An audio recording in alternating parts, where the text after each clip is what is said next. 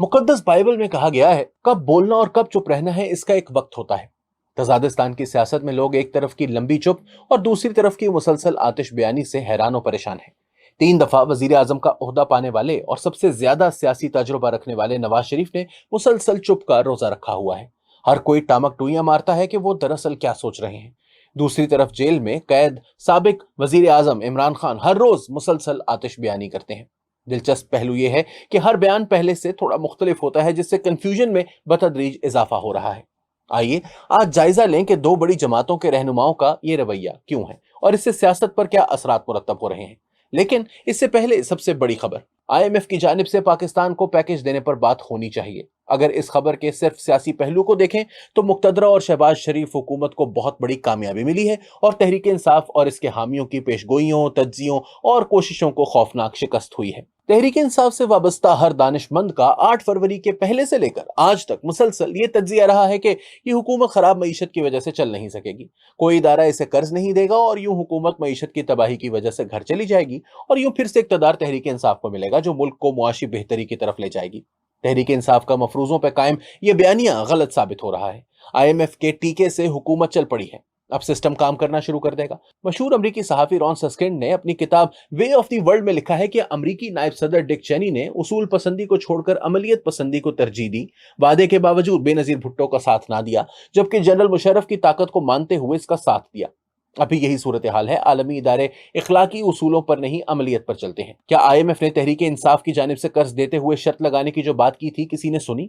क्या अमरीकी ऐवान नुमाइंदगान की भारी अक्सरियत से मंजूर करदा करारदाद का आलमी इदारे आईएमएफ पर कोई असर हुआ?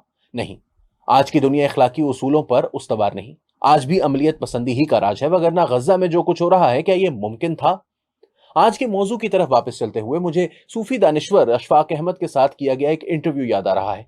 इस इंटरव्यू में इन्होंने मुख्तलिफ सियासतदानों को लिटरेचर और तारीख के किरदारों से तशबीह दी थी। ये इंटरव्यू मेरी अंग्रेजी किताब पर्सनल फाइल में शामिल है। नवाज शरीफ के हवाले से उन्होंने कहा था कि नवाज शरीफ लगता है चीनी फलसफी शेन ताओ से मुतासिर हैं, जो अक्लमंदी और खामोशी के दरमियान ताल्लुक जोड़ते हैं।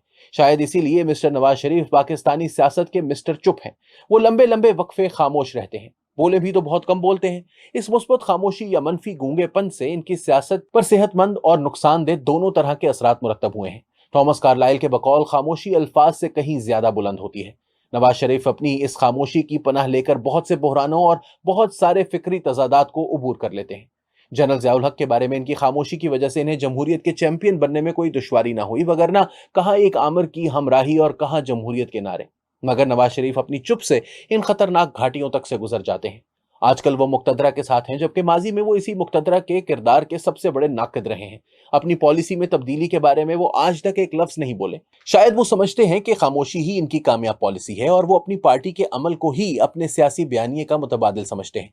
लेकिन आज की इबलागी दुनिया में ये लंबी चुप, ये सियासी गूंगापन और किसी वाज़ेह बयानिए के ना होने ने इनका और इनके पैरोकारों का राब्ता तोड़ दिया है और इनकी जमात को इसका शदीद सियासी नुकसान पहुंचा है। पाकिस्तान की सियासत के दूसरे अहम तरीन फरीक इमरान खान मुसलसल आतिश बयानी के कायल लगते हैं। शायद वो अमरीकी सदर जॉन एफ कैनेडी के इस कॉल से मुतासिर हैं कि तकरीर करने का वाहिद मकसद दुनिया को तब्दील करना है। जितने नवाज शरीफ चुप रहते हैं, इतने ही ज्यादा इमरान खान बोलते हैं, तकरीर पर तकरीर और फिर आए दिन नया से नया सियासी मौकफ। इनके मुसलसल बयानात और इनकी शोला बयानी ने उनका मजबूत सियासी बयानिया बनाने में कामयाबी हासिल की है। इनके अपने मुखालिफिन के खिलाफ जारहाना बयानात ने इनके सियासी मुखालिफों के लिए जमीन तंग कर दी है। लगता है कि इन्होंने हिंदुस्तान के इनकलाबी उर्दू शायर याकूब राही का ये शेर पढ़ रखा है कि खुश कलामी से कब लोग सीधे हुए, तल्ख गोई करो बदजुबानी करो। बज़ाहिर इनके तुंदो तेज बयानिए ने इनकी जमात में जारहाना रंग भर रखा है, मगर इसी आतिश बयानी ने इनको जेल में पहुंचाने में भी मदद दी है। जनरल आसिम मुनीर तो इनके फैन होते थे। इमरान खान ने ना सिर्फ इन्हें आईएसआई चीफ के ओहदे से हटाया, बल्कि हमेशा के लिए इनके खिलाफ हो गए। इन्हें आर्मी चीफ बनने से रोकने के लिए लॉन्ग मार्च तक कर डाला और फिर खुद और अपनी जमात के जरिए वो जहर उगला कि मज़ाकरात के रस्ते तक बंद कर दिए। जनरल बाजवा भी इस आतिश बयानिए का शिकार ठहरे। इन्हें आर्मी चीफ होते हुए भी मीर जाफर का खिताब दे डाला, फिर किसी को डर्टी हैरी, किसी को मिस्टर एक्स का नाम दिया। इनका हर मुखालिफ मौलाना डीजल है और इनका हर दोस्त दुनिया का बेहतरीन आदमी। इनकी सोच में सिर्फ स्याह और सफेद रंग है, जबकि दुनिया के लोगों की अक्सरियत न स्याह है न सफेद, बल्कि सुरमई है। जब तक मुखालिफ को तस्लीम ना किया जाए, हिमायत भी फायदेमंद नहीं होती। जिस हुकूमत की अपोजिशन ना हो तो वो हुकूमत नहीं, आमरियत होती है। आतिश बयानी ने जो फतूहात करनी थी वो हो चुकी। اب اس کے منفی اثرات کا دور ہے۔ کہا جاتا ہے کہ وہ عالم اسلام اور دنیا کے بڑے لیڈر ہیں، مگر حقیقی صورتحال یہ ہے کہ بھٹو گرفتار ہوئے تو دنیا کے ہر دارالحکومت نے پاکستان سے احتجاج کیا۔ اسلامی ممالک اور مغربی ممالک نے بھٹو کی پھانسی روکنے کے لیے کیا کیا جتن نہ کیے۔ نواز شریف گرفتار ہوئے تو سعودی عرب ضمانت دے کر انہیں اپنے ملک لے گیا اور یوں جنرل مشرف کے مشکل دور سے انہیں بچا لیا۔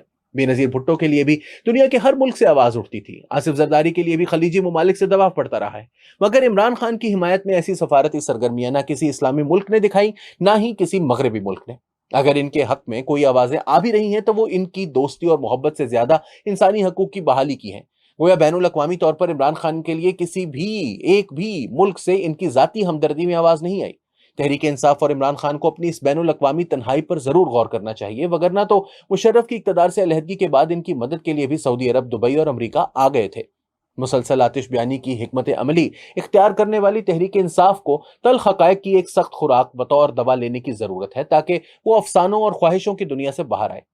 9 مئی اور بعد تک یہ خیال کیا جاتا رہا فوج کے اندر بغاوت ہوگی، پورے ملک میں انقلاب آئے گا۔ ایسا نہ ہو سکا، بلکہ الٹ ہوا۔ پھر عدالتوں سے سب توقعات وابستہ کر لی گئیں۔ نہ جسٹس امرتا بندیال کچھ کر سکے، نہ ان کے دوسرے حمایتی جج کپتان کو جیل سے نکال سکے۔ معیشت تباہ ہونے کا خواب بھی ٹوٹ چکا۔ پاکستان کو بین الاقوامی طور پر رسوا کرنے اور تنہا کرنے میں کوئی خاص کامیابی حاصل نہیں ہوئی۔ فوج سے براہ راست